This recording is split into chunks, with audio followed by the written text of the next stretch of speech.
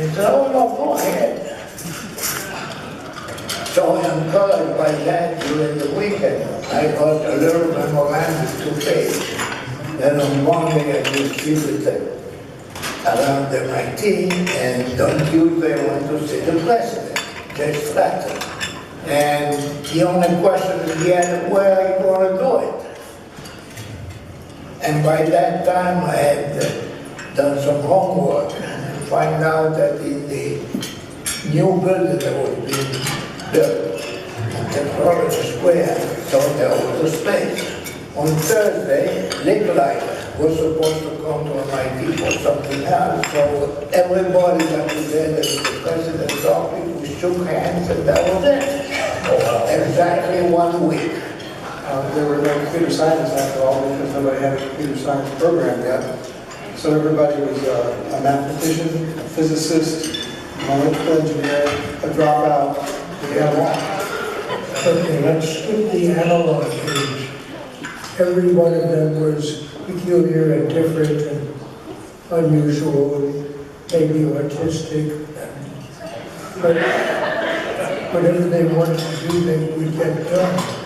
That had to be done. It was the right thing to do because I discovered the right path. You know, and I like that. That's the way science works.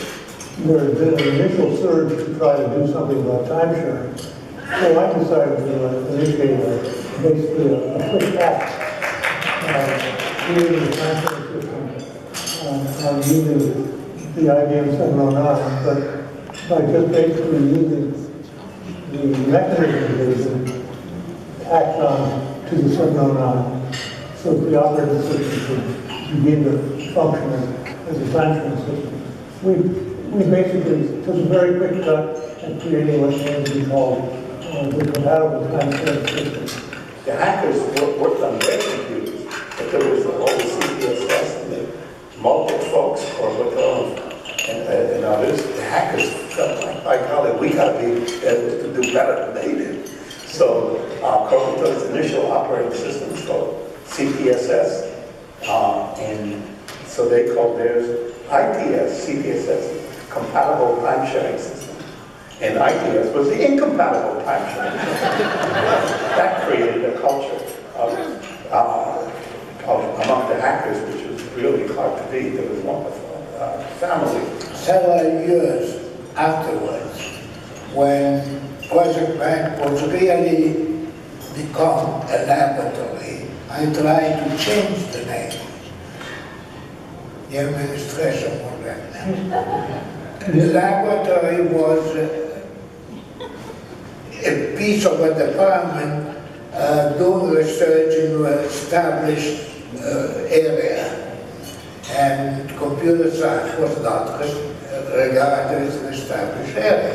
One of the things we did toward the beginning of the project was we decided we had to revise, revamp, and redo the file system.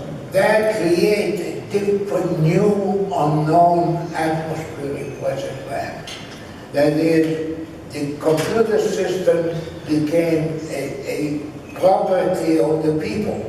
And this was a phenomenon that we didn't expect. People created a community. And people started writing programs for other people to use, which was a new thing. We had a big memory. It was a whole megabyte of RAM. In my pocket is 10,000 times as much RAM as Joel had, as the biggest computer we had then. And we were on the leading edge saying we need that sort of thing, and that became the standard sort of thing. And yeah, I don't think if we weren't doing that, that would have happened. We all knew about Moore's Law, and I sort of believed it. But I can't for the life of me figure out why I couldn't have anticipated what's happening. I just didn't. And I don't know whether I was myopia or what, but you know, it's all so logical when you look backwards. And it seems to happen just on schedule. But why did we predict it? I don't know. Well, I think the kinds of things we did back then have become part of mainstream computer science, and as they become more important, they become less conspicuous. And people were shocked. I mean, there were two things. One was the idea that out of a typewriter you could control a computer. This was basically unthinkable for many people. And then the power inherent to the thing, what you could do. But it was just a different world that people were enchanted